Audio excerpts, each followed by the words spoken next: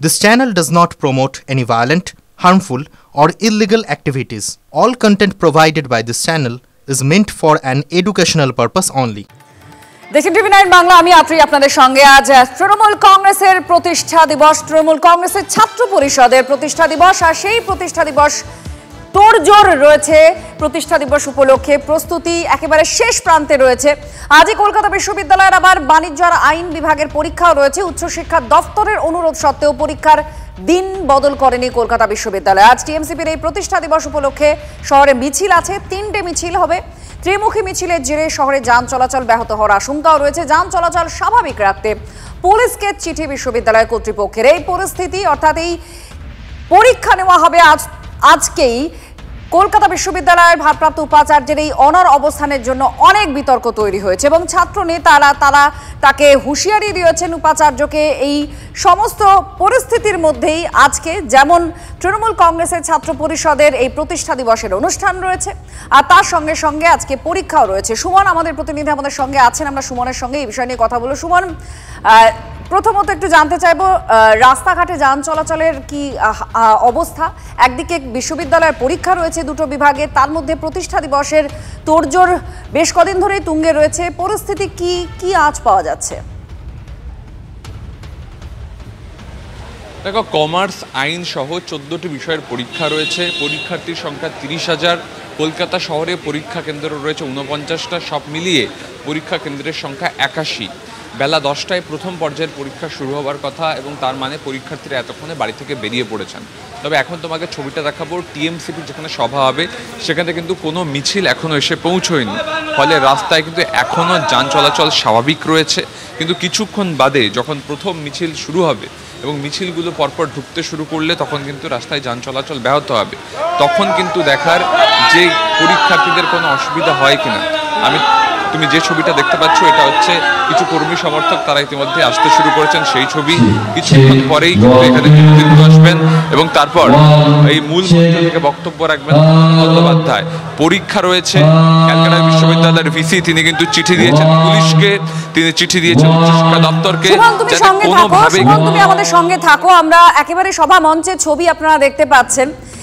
তৃণমূল কংগ্রেসের ছাত্র পরিষদের এই যে প্রতিষ্ঠা দিবস, এই প্রতিষ্ঠা দিবসে পরীক্ষা ফেলা নিয়ে অনেক বিতর্ক হয়েছে, রাজনৈতিক চাপানো তো তৈরি হয়েছে।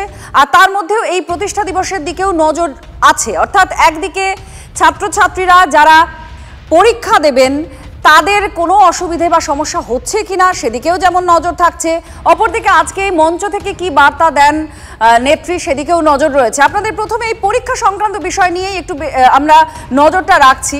শান্তা দত্ত তিনি কি বলেছিলেন? আজকে পরীক্ষা দেবেন প্রায় 30,000-এর মতো পরীক্ষার্থী, তারা পরীক্ষা দেবেন। তো সেক্ষেত্রে তিনি কি বলছেন, তার অনর মনোভাব স্পষ্ট করে দিয়েছিলেন যে 28 তারিখেই পরীক্ষা হবে। কি বলেছিলেন তিনি শুনুন।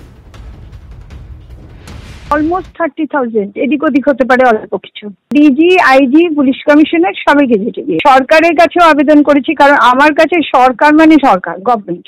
সরকারের পার্টিতে মিলেমিশে একাকার হয়ে যাবে, এই অরাজকতাটা তো হওয়া উচিত নয়। সরকার সবার, সরকার তোমার আমার, সরকার সব পার্টির, বিজেপি, তৃণমূল, সিপিআই, যে যা খুশি করুক না, সবারই সরকার। কিন্তু সরকার পার্টির হয়ে কাজ করবে, এই জিনিসটা কি করে বরদাস্ত করা যায়?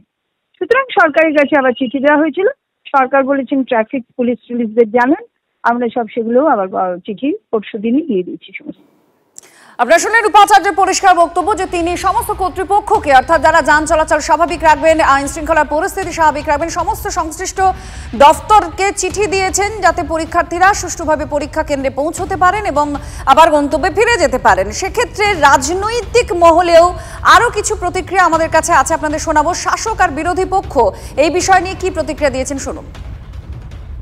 পুরো ব্যবস্থাটাই লুম্পেনদের হাতে চলে গেছে।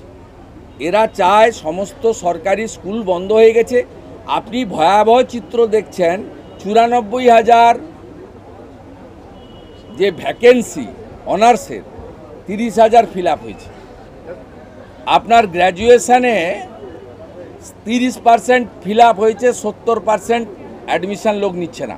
সরকারি শিক্ষা ব্যবস্থাকে ধ্বংস করে দেওয়া হলো, এর থেকে বড় যন্ত্রণার আর কিছু হতে পারে না। তাই তালা চাবি তো ৮,২০০ লাগিয়ে দিয়েছেন, বাকিগুলো লাগিয়ে দিন।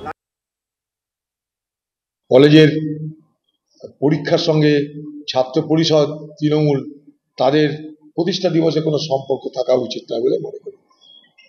পরীক্ষা ছাত্রদের উৎসব, ছাত্রদের উৎসব। উনি উদাহরণ দিয়েছিলেন যে অনেক সময় তো বন্ধ হয়, তখন সরকার তো সব চালু রাখে, আমাদেরও কষ্ট করে আসতে হয়, বন্ধে আমরা চালু রাখি, সব রাখি, অফিসেও যান, এবং সেখানে যদি আধ ঘন্টা 1 ঘন্টা দেরি হয় তো সেটা খুব একটা সমস্যা হয় না, কিন্তু পরীক্ষা ফেলা যায় না। এটা হচ্ছে বাস্তব বোধের অভাব। তার মানে আমি জেদ করে যেটা করলেন সেটা হচ্ছে আর কিছুই নয়, সেটা হচ্ছে কলকাতা বিশ্ববিদ্যালয়ের ছাত্রছাত্রীদের একটা আশঙ্কার মধ্যে ফেললেন, একটা আতঙ্কের মধ্যে ফেললেন, একটা অসুবিধার মধ্যে ফেললেন। এতে উপাচার্য হিসেবে তিনি মনে হয় সঠিক করলেন না। ২৬শে নির্বাচনের আগে আজ তৃণমূল ছাত্র পরিষদের প্রতিষ্ঠা দিবসের শেষ কর্মসূচি, এবং মঞ্চ থেকে কি ফের ছাত্র ভোটের ঘোষণা করবেন মুখ্যমন্ত্রী? জোর চর্চা এ নিয়ে কলেজ বিশ্ববিদ্যালয়। গত বছরও মুখ্যমন্ত্রী শিক্ষামন্ত্রী মঞ্চ থেকে দায়িত্ব দিয়েছিলেন ছাত্র নির্বাচন করানোর। অভিষেকও মঞ্চ থেকে বলেছিলেন একই কথা, কিন্তু গত 1 বছরেও তা করানো সম্ভব হয়নি। ছাত্র ভোট না হওয়ার পিছনে এক মামলার শুনানিতে আজব দাবিও করেছে রাজ্য, যে রাজ্যের বক্তব্য সরকার নির্বাচনের পক্ষে, কিন্তু কলেজগুলো ভোট করতে চাইছে না। অর্থাৎ ছাত্র ভোট না হওয়ার দায়িত্ব সংশ্লিষ্ট কলেজ আর বিশ্ববিদ্যালয়গুলোর উপরেই চাপিয়ে দিয়েছে রাজ্য। বর্তমানে রাজ্যের অন্তত 500টি কলেজ আর 31টি বিশ্ববিদ্যালয়ের ছাত্র ভোট বকেয়া আছে। আর এই আবহের মধ্যেই রাজ্য কিভাবে ছাত্র ভোট না হওয়ার দায় কলেজ বিশ্ববিদ্যালয়গুলোর উপর চাপিয়ে দিল, তাতে বিস্মিত শিক্ষা প্রশাসকদের অনেকেই।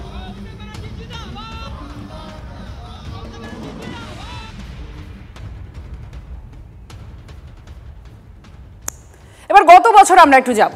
গত বছর টিএমসিপি প্রতিষ্ঠা দিবসের মঞ্চ থেকে পুজোর পরেই ভোট হয়ে যাবে একথা জানিয়েছিলেন মমতা বন্দ্যোপাধ্যায়।